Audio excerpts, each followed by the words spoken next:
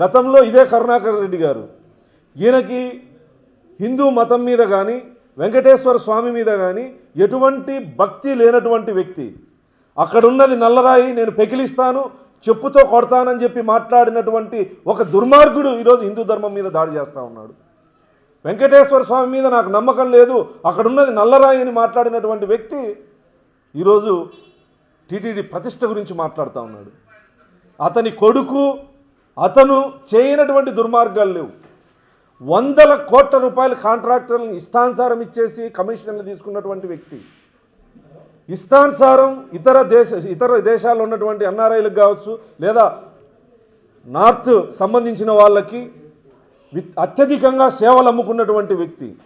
గతంలో కూడా చంద్రబాబు నాయుడు గారి కుటుంబం మీద పింక్ డైమండ్ బ్రాహ్మణి గారి మెడలో ఉందని అసత్యపు ఆరోపణలు చేసినటువంటి ఈ నీచ సంస్కృతి వైఎస్ఆర్ కాంగ్రెస్ పార్టీ జగన్మోహన్ రెడ్డి గారు కానీ, కరుణాకర్ రెడ్డి గారు కానీ, సుబ్బారెడ్డి గారు కానీ గతం నుంచే ఇలాంటి వ్యవహారాలకి అలవాటు పడినటువంటి వీళ్ళు ఈరోజు పాలక మండలి ఏర్పడిన రోజు నుంచి తిరుమల తిరుపతి దేవస్థానం యొక్క ప్రతిష్టను పెంచే విధంగా, ప్రపంచవ్యాప్తంగా ఉన్నటువంటి భక్తుల నమ్మకాన్ని పెంపొందించే విధంగా పాలక మండలి పనిచేస్తూ ఉంటే బిఆర్ నాయుడు గారు లాంటి సౌమ్యుడు, మంచి వ్యక్తి ఆయన మాట్లాడుతూ ఉన్నాడు. బిఆర్ నాయుడు గారు ఒక చిన్న ఉద్యోగిగా ఉన్నటువంటి వ్యక్తి ఈ స్థాయికి ఎలా వచ్చాడని.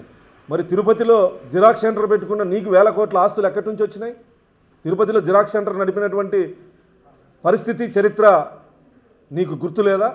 ఎవరైనా పుట్టుకతోనే వందల కోట్లకు అధిపతి లేదా వ్యాపారాల్లోనూ ఎవ్వరు వేల ఎకరాల భూములు ఉన్న కుటుంబాల్లో పుట్టరు.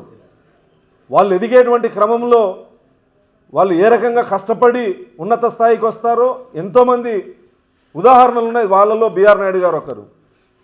5 సంవత్సరాల్లో ఆయన అవినీతి చేసో లేదా ఇంకోటి చేసో TV5 అడ్డం పెట్టుకొని వ్యాపారాలు చేసుకొని ఉంటే 5 సంవత్సరాల్లో మీరు అనేక రకాలుగా కుట్రలు చేసినా ఏమీ తేల్చలేకపోయారు కదా, ఎంతో ఇబ్బంది పెట్టారు, ఏం చేయలేకపోయారు కదా. నిజాయితీకి ఉన్నటువంటి దమ్మది. నేను ఈ సందర్భంగా చెప్తా ఉన్నా, బిఆర్ నాయుడు గారి పదవీ కాలం ముగిసేంత వరకు, ముగిసిన తర్వాత కూడా ఒక 100 రూపాయలు అతని స్వార్థం కోసం టీటీడీ నుంచి వినియోగించుకున్నటువంటి సందర్భం ఉండదు, ఉండబోదు. ఎందుకంటే ఆయన బాధ్యతలు తీసుకున్న రోజే చెప్పాడు, నా ఖర్చులు నేనే పెట్టుకుంటాను అని చెప్పి. మహా అయితే టీటీడీ వెహికల్, ఆ అతిథి గృహం తప్ప 1 రూపాయి కూడా టీటీడీ డబ్బులు వృధా చేసేటువంటి సంస్కృతి కానీ అలవాటు కానీ ఆయనకి లేవు.